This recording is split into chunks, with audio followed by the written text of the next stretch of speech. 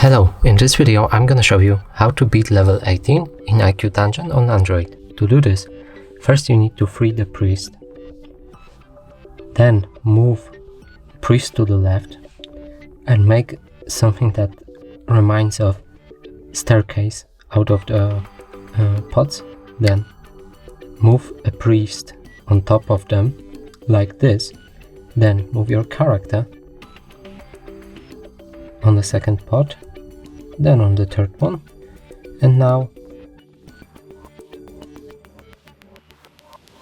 here, exactly. And to move up there, you need to move the priest here, then move the pot here, then move the pot here, then move your character on top of the pot, and then go to the left. And here you have it. That's it for this video. Hope you like it. Please consider subscribing to our channel, leave a like and a comment below.